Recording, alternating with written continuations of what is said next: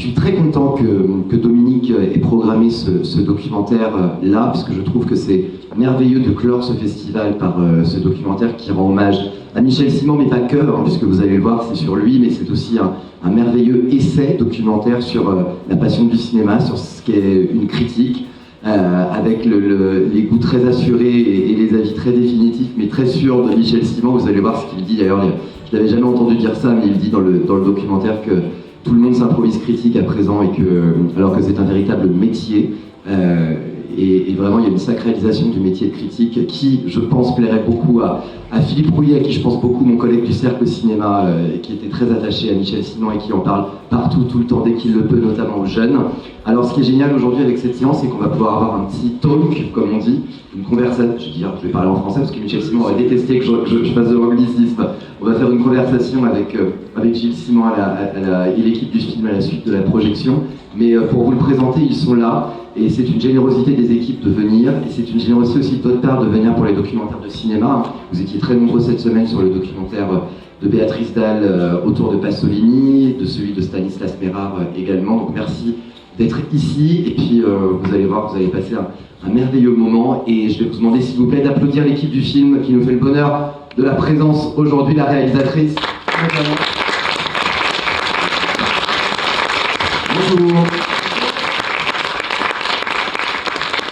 Alors là encore, on fera une conversation après, mais peut-être quelques mots sur le film. Ça a tout un sens de diffuser ce film au Festival du film francophone d'Angoulême et surtout en salle.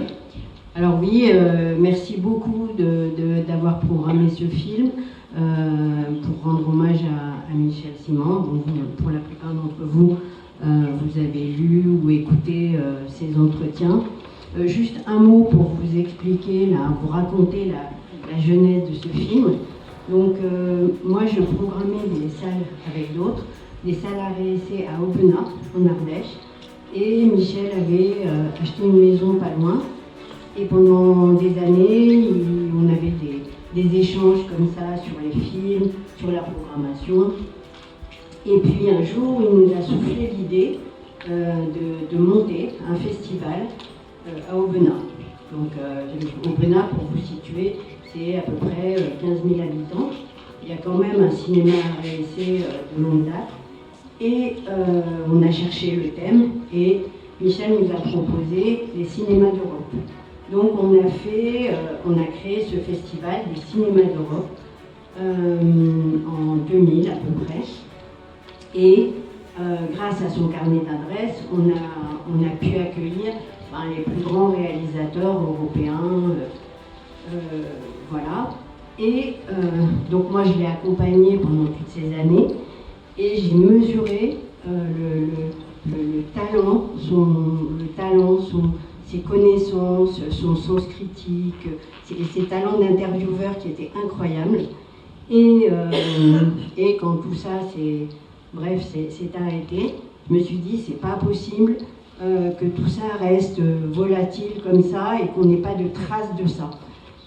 Et du coup, voilà, ce projet de film s'est monté un peu à l'arrache.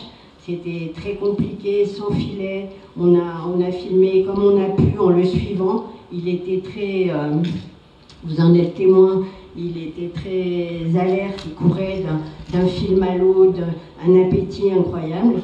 Et du coup, on a suivi le mouvement comme on a pu, quoi.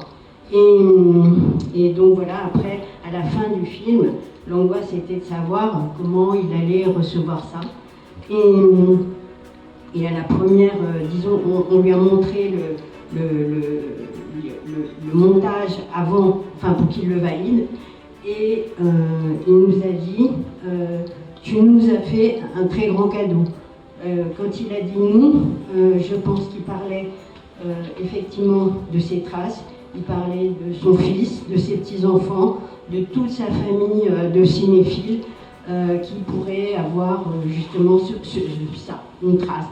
Et ce film, c'est exactement ça, une trace de son passage, de son talent et de son appétit, de cette passion. Voilà. Merci encore.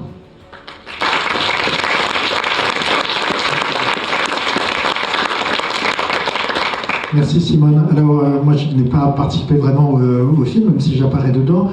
Je m'appelle Ntebin et Je suis membre du comité de rédaction de la revue Positif, que Michel animait avec passion. Et donc, je suis entré dans la revue en 1979, figurez-vous.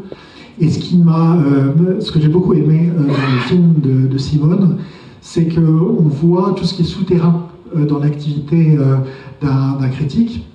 D'ailleurs, pour ceux qui sont intéressés dans la conversation qui suivra le film, je vous rappellerai ce qui était pour Michel les 7 vertus cardinales de la critique. Donc, s'il y en a parmi vous qui se destinent à la critique de cinéma, voilà, ils peuvent cocher déjà. Et voilà. Et ce que prouve aussi ce film, c'est d'une part que entre les cinéastes et Michel, c'était à double sens, c'est-à-dire qu'il n'hésitait pas à prendre la parole pour dire du bien d'un critique de cinéma, ce qui est quand même relativement rare pour des cinéastes, et que l'exercice de l'arroseur arrosé, à savoir de l'intervieweur interviewé, eh bien Michel s'y prêtait aussi admirablement, comme vous allez le voir. Et puis je vous donne rendez-vous pour après, pour la discussion. Et je passe la parole à Gilles Simon, le fils de Michel.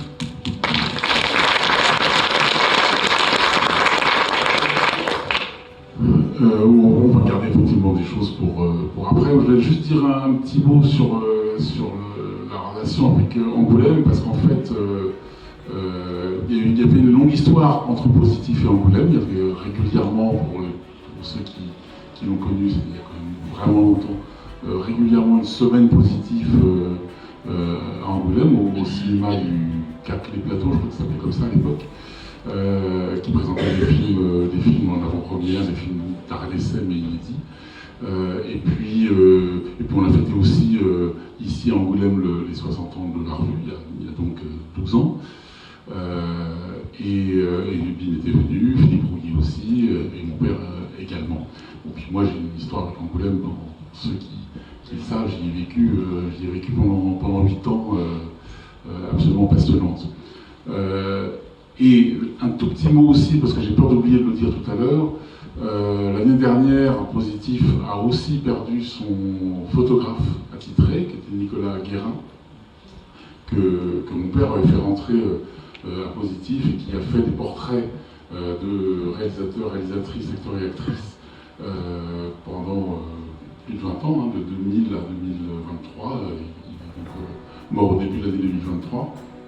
Et on a fait une exposition en hommage aussi à son travail, qui est à l'espace Franquin. Alors je crois que ce sera fermé quand vous sortirez de la projection, pour ceux qui l'ont... Non, voilà. Donc quand vous sortez de la projection, passez par l'espace Franquin, c'est au hall -1. Juste à côté du bureau des accrédités, pour ceux qui ont été chercher leur accréditation. Voilà, vous descendez et c'est le hall qui dessert les différentes salles en bas.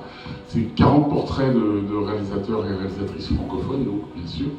On a respecté la charte du festival, que Nicolas Guérin avait réalisé pour Positif pendant ses 23 années d'activité. Mais également, il y en a 4 qui ont été réalisés pour la Cité de la bande dessinée, parce qu'il a fait la même chose pour la Cité de la BD de 2009 à 2014. En photographiant les auteurs de bande dessinée. Alors, il se trouve que Winchloss, Marjan Satrapi, Riyad Satouf, Bilal étaient et réalisateurs de films et auteurs de bande dessinée. Donc ils figurent dans cette exposition très naturellement. C'est le petit clin d'œil d'un festival à l'autre et d'une institution à l'autre également à Angoulême. Voilà. Petit clin d'œil qui ne se font pas toujours dans les deux sens. Je vois qu'il y en a qui sont courants. Donc, je vous souhaite une bonne projection. On se retrouve après pour parler du film et surtout de mon père, si vous avez encore des questions après ce film qui est assez complet, mais aussi de la critique, de Positif, et je sais pas, de l'amour du cinéma en général. Bonne projection. Vous pouvez applaudir l'équipe, on retrouvera donc après. Je vais vous demander aussi, puisqu'on va vous passer, qu'on a un petit peu de temps cet après-midi, c'est génial, et c'est pas toutes les salles qui ont eu du temps comme ça, donc pensez à des questions aussi, profitez qu'il soit là, et puis je vous dis un documentaire sur Michel Simon, mais aussi un documentaire, un essai documentaire sur l'histoire de la critique, la passion du cinéma, et puis pour les plus jeunes, peut-être une recontextualisation de la critique dans les années 60, avec entre notamment Positif et les cahiers du cinéma, j'ai appris beaucoup de choses que je ne savais pas. À tout à l'heure.